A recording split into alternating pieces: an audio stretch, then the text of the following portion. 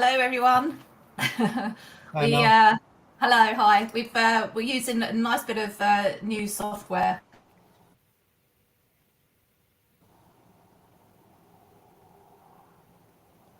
Oh, Mel. But that's great. It's really nice to.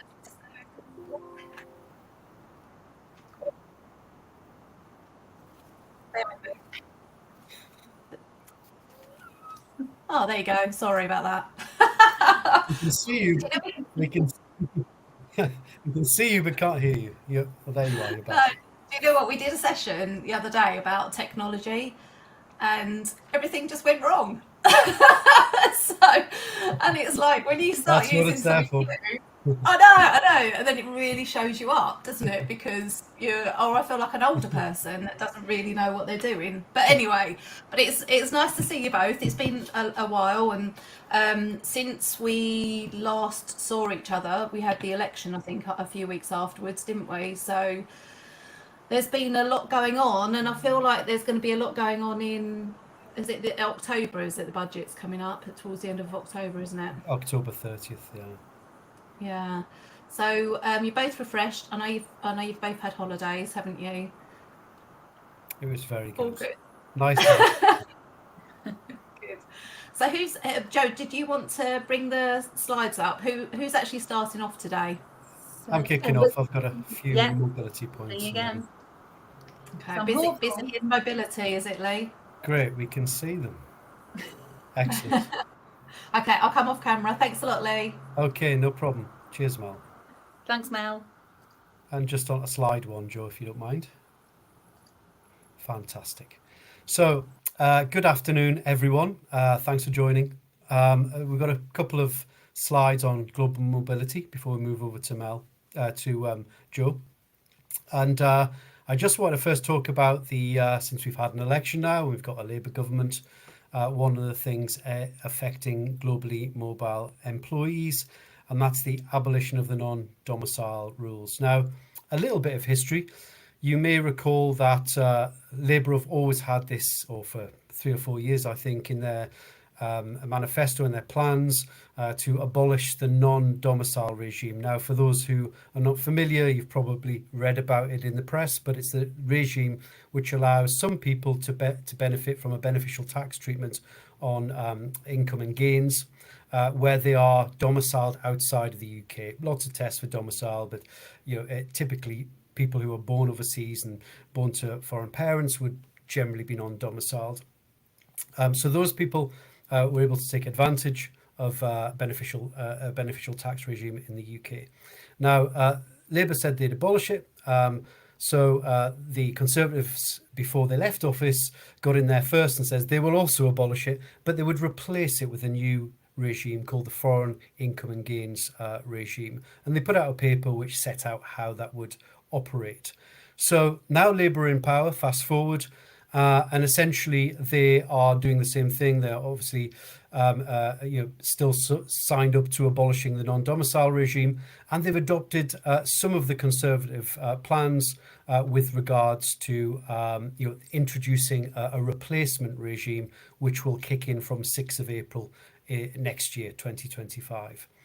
So in terms of how this affects employees then and potentially payroll, as part of the non-domicile regime, individuals who are non-domiciled and come to the UK under the current regime are able to benefit from tax relief on their non-UK work days for the first 3 tax years of residence. That means if they work outside the UK, they can claim tax relief in respect of those duties. Whereas if most of us work outside of the UK as UK domiciled individuals, we pay tax in the UK like anyone else with respect to those duties. So that's a big relief. And essentially under the new plans, which Labour are adopting, thankfully, there will be that overseas work days relief will, we currently understand, be maintained. So the change will happen from 6th of April 2025 next year.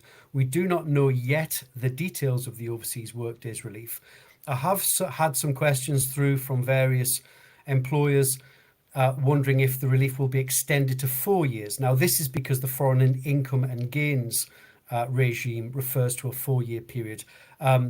Under the current plans, it will still be 3 years, and I think that will be maintained. I can't see them extending it, the relief, for 4 years when it's currently 3, and the government is naturally trying to save tax. I just don't think we'll see more than the 3 years. So this overseas work days relief, you may not even see this because individuals often claim it via their tax return. But from a payroll point of view, you may see it when the employee asks you to basically apply for a Section 690 direction. So where people are claiming for relief for the days that they're working outside of the UK, then they can then claim for basically a reduced pay-as-you-earn withholding. Essentially, you're reducing the pay-as-you-earn withholding to that portion of income which is taxable in the UK, and the portion relating to the non-UK work days basically is not subject to pay-as-you-earn. Just applies to tax, not to NIC. So you may see that for expatriates, and it's something those people can do. Now, under the new regime next year from 6th of April, under the current plans, this concept of domicile will go. So essentially, under the current plans, if somebody's been non-resident for 10 consecutive years before coming to the UK, they'll be able to claim this relief. But what I would say is watch out for the details, because they're yet to be confirmed. And currently, the Labour government have said they will confirm them as part of the budget on the 30th of October 2024. So we'll be watching closely for that, and obviously update people as we know more detail. Next slide, please, Joe.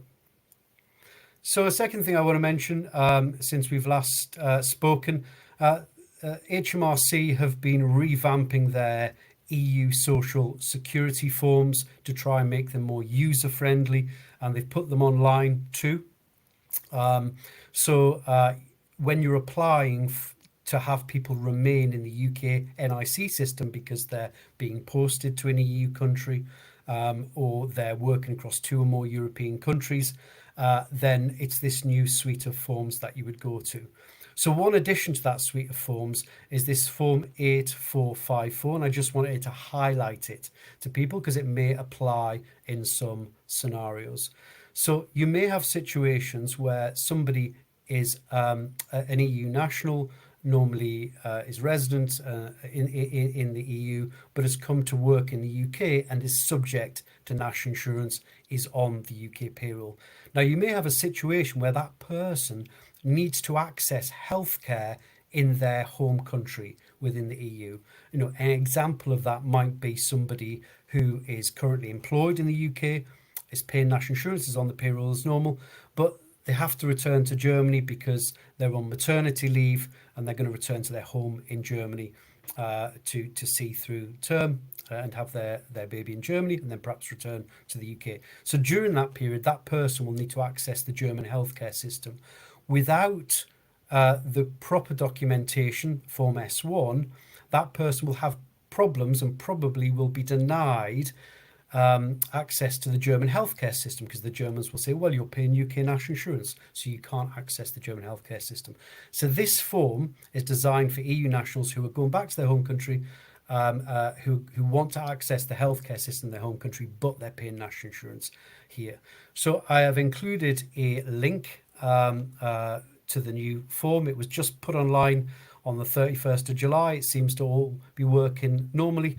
But if you've got people in that situation, then you know that is there. And the good thing about this, you don't need to apply for a certificate of coverage because they're not working, which is called a Form A1 with the EU rules, because they're not working in the overseas country. They just want to access healthcare. So a useful form in those kind of circumstances. Next slide, Mel. So my final slide, I just wanted to highlight, I mentioned there the suite of forms that HMRC now have online. Again, this is for people who need to remain paying UK national insurance, or at least you need to decide which country they're going to be paying in. And you'd submit these forms to HMRC in order to obtain the Form A1. And the Form A1 is your proof and the individual's proof to the overseas tax authority that the individual is subject to national insurance and therefore doesn't need to pay social security in the EU. It protects the employee as well as the employer. So an important form for both people. So I've listed the forms there. I won't go through them all, but I've included the links as well, so you can link through to them. And if you need to make those applications, then you can do so via those online links. That's all I wanted to cover today. So without further ado, it is over to you, Joe. Well, thank you very much, Lee. It's getting used to these buttons, isn't it? Thank you very much, Lee. That was brilliant. Thank you. Yeah, we just added the disclaimer in there just to cover ourselves, of course, and GPA. In the meantime, as Lee said, let's move on to the payroll update. So usually in this session we cover off the latest updates as far as the employer bulletin is concerned. So I've got a few of those bits in there, but we've also added in here the national insurance, the national living wage, of course, which is where we've got these from government, of course, pushing from the government to say that they want to increase these moving forward from April. So we're going to see some changes on those. So we've got a fair bit that we're going to cover off over the next few slides. So going back to the employer bulletin, lots of it, of course, this is picking up July, which is when it was released, and lots of it's still referring to, of course, the P11D, the PSA process. So I've not included those within the presentation because in theory, hopefully, fingers crossed, we've already completed all of those processes. So I'm going to just kind of pick up on the other bits that we noticed. The first one was around this, the recovery, of course, of your tax if you've overpaid on your tax with HMRC. So this is an announcement made in the employer bulletin in July, and it's where it's referring to, of course, where usually if we've overpaid on tax, we may receive a letter from HMRC and alongside that a cheque, of course, for any monies that they may owe us. But they've changed it. The process has changed. This is from the 31st of May. So you are still going to receive a letter, but they're not going to send us the cheque out automatically. So there's an extra bit of work that we need to do here. So it's just in case you get queries from your employees, maybe they'll bring in the letter so you can have a read through it potentially. But as I said, they are going to write to you. It's just that we now have to go online to do the claim. Now, when you go online to do the claim, you can still request a check. It's just that they're not going to send the check out automatically. Also, we do within the letter, we'll explain to you the alternatives. So if you can't make a claim online, it will explain in the letter how you can get your money back ultimately. Remember, HMRC can't hold on to that.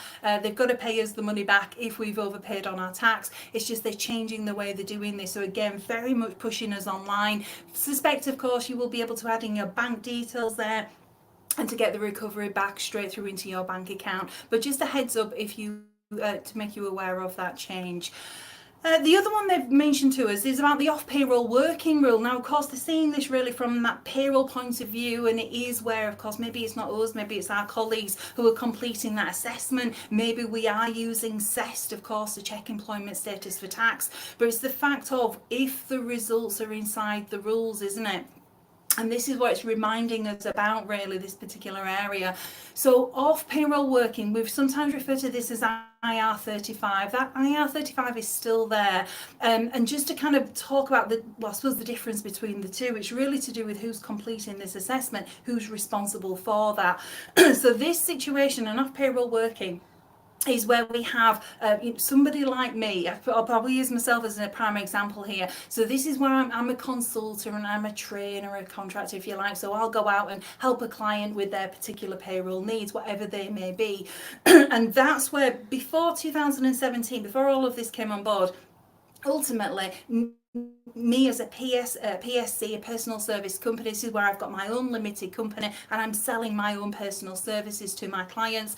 It was my responsibility to deal with assessment, basically. So the employment status was the role, if you like, that contract that I've taken on with a client. Was it the same as an employee? Am I literally doing the job of an employee? Or genuinely, is it, the client's pulled me in for a specific project here just to deal with that on their behalf, as it were? So it was down to me. I had to deal with the assessment and I had to deal with the taxation on the back of that. But it all changed, of course. It was in 2017 where it starts off in the public sector. So any public sector, if you're dealing with these PSCs, personal service companies, suddenly the decision was no longer down to the worker, it was down to the client. The client had to make that decision. I've talked about CEST, of course. CEST is a great way of doing that. It's a free tool available on the Gov website. But of course, it's where it changes this landscape to get this level playing field by 2021.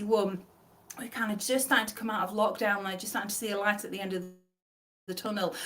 We have this change where it brings it on board into the private sector. So any medium or large size organisations in the private sector, they are responsible for the assessment as well. It's down to them, it's their decision. So that means, again, if I use myself as this as an example, if I engage with a small private organisation, that IR35, where it's me that's making the decision on this employment status, if you like, where I'm responsible, that still stands. I'm still responsible for those clients.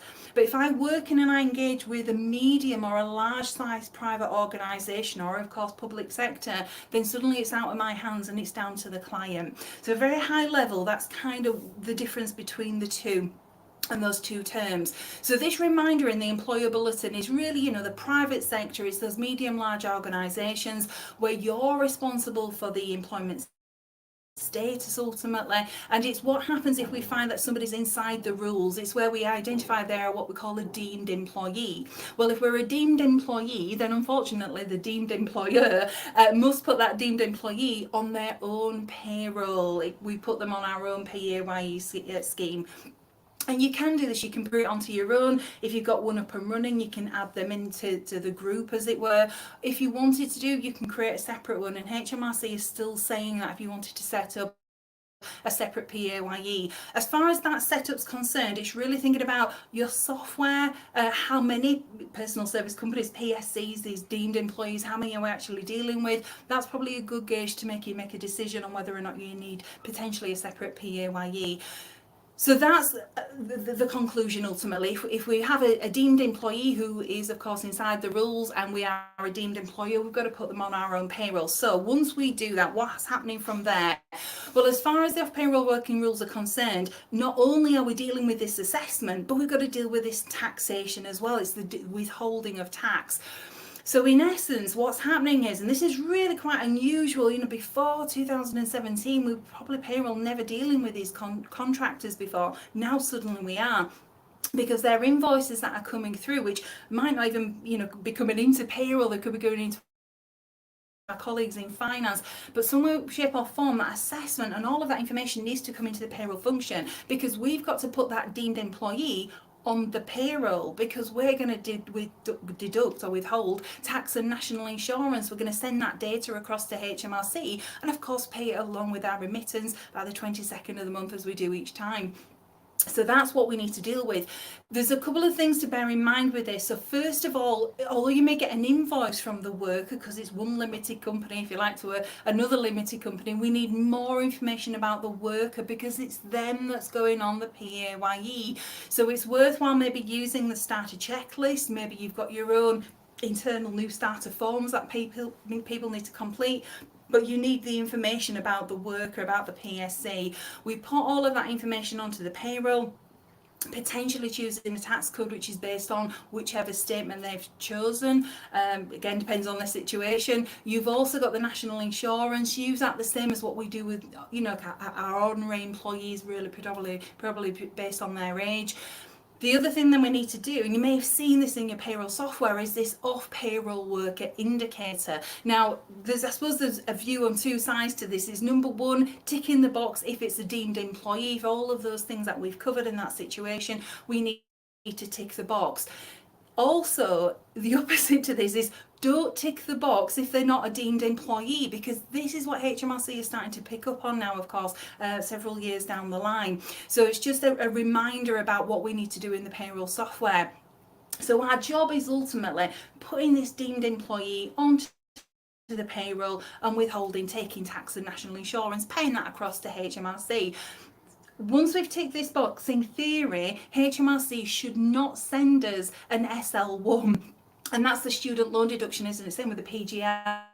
We shouldn't be taking those through the payroll. The only thing we're doing is withholding that tax and national insurance and paying that across to HMRC. As far as the student loan deductions are concerned, that's down to the individual. They must be completing a self-assessment and declaring all of their income, and at that point, of course, that's where the student loan calculation will kick in. So it's just a reminder about those things. I've also had a couple of queries from a couple of clients over the last few weeks just talking about employment rights. There's no employment rights as such, because ultimately that worker is technically an actual employee probably of their own limited company.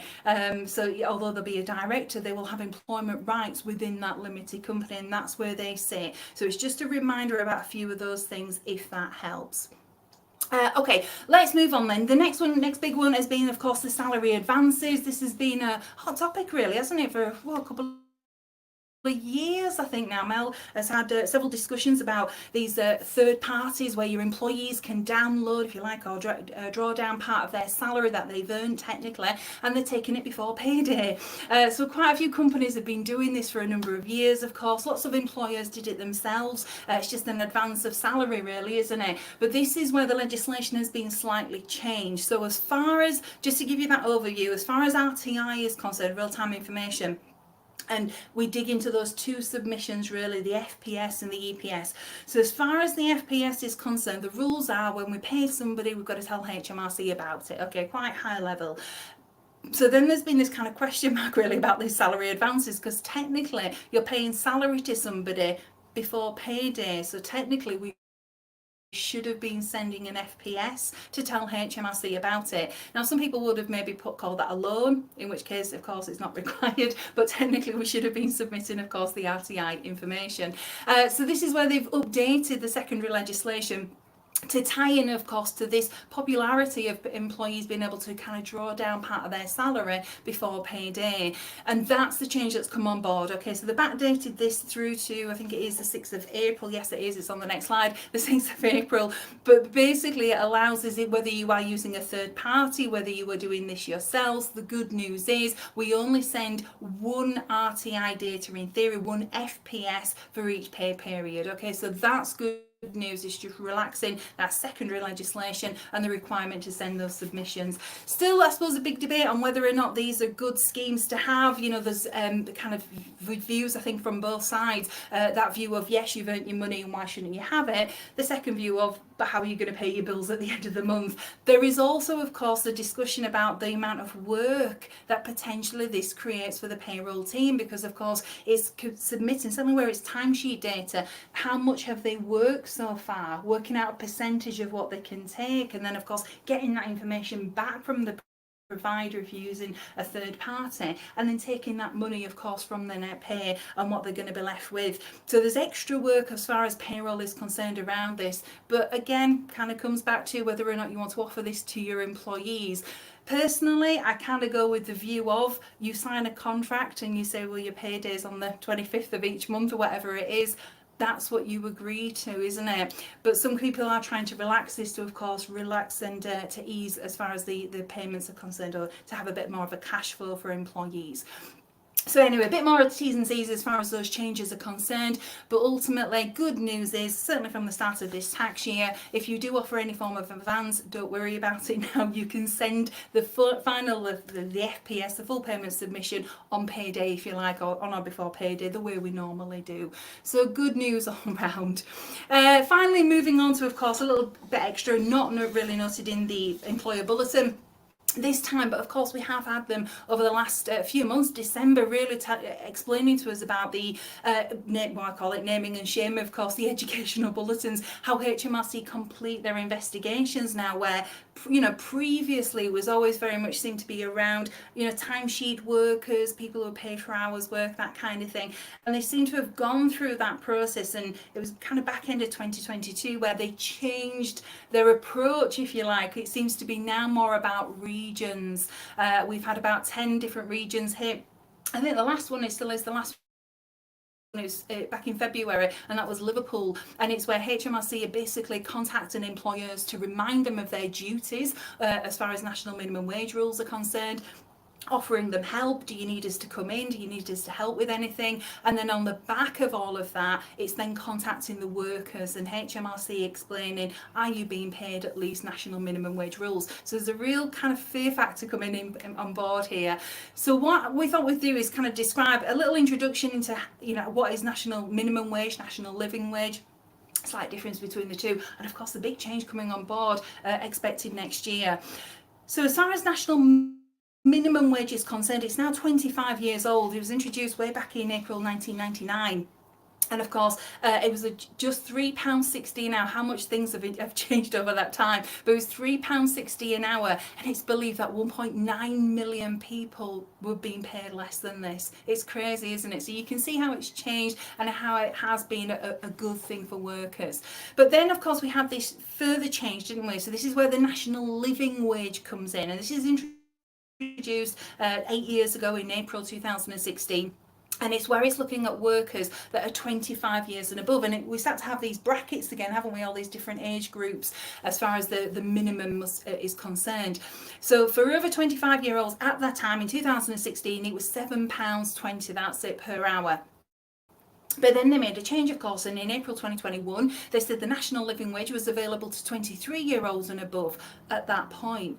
This year, I'm sure you're all fully aware, that reminder again, this minimum wage, this national living wage is now available for those that are 21 and above. And again, that reminder, it's £11.44 per hour. So this is the minimum that the workers are entitled to if you're aged 21 and above.